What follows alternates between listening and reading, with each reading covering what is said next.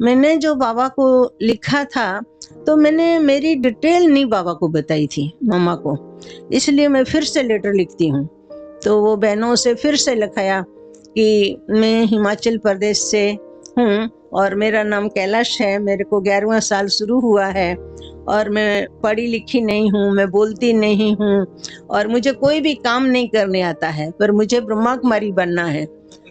तो मैं बन सकूंगी तो मैं हमेशा हमेशा के लिए ब्रह्मा कुमारी सेंटर पर रहूं, उसके लिए मुझे कौन सा ध्यान रखना होगा।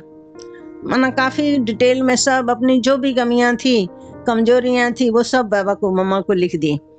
फिर बाबा मम्मा का लेटर आया कि बच्ची तू पहले जन्म में भी ब्रह्मा कुमारी थी, अभी हो और सदा रहेंगी। ये बाबा का बहुत अच्छा वरदान मिला।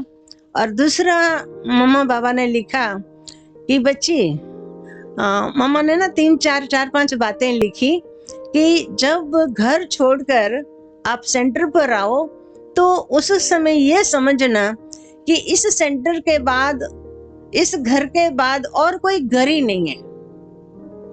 जिसका एक ही घर होता है तो दूसरा घर याद आता है? कोई होगा ही नहीं ना, तो याद कहाँ से आएगा।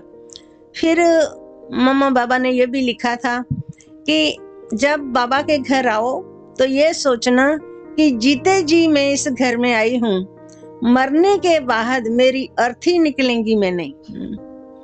फिर तीसरी बात ऐसा लिखा था कि बाबा के घर में आने के बाद ऐसे भी नहीं है कि मैं यहाँ ही रहूंगी। मेरे को सेवा अर्थ दीदियां दादियां या बाबा मम्मा जहां भी भेजे वहां जाना है, जो खिलावे, जो पहनावे, जिसके साथ रखे, जहां रखे वहां तेरे को रहना है। ठीक है।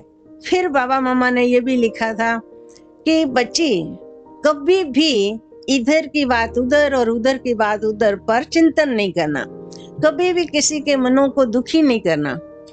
तो ये जो बाबा मम्मा ने हमें शिक्षाएं दी, वो शिक्षाएं मुझे इतनी अच्छी लगी, इतनी अच्छी लगी।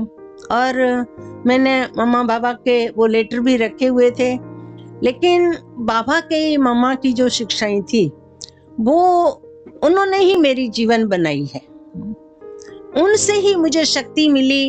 और बाबा मम्मा ने जो पहले से बता दिया कि तेरे को ये कभी भी नहीं करना है, तो बस जीवन में चलना जीना बहुत ही सहज लगने लगा।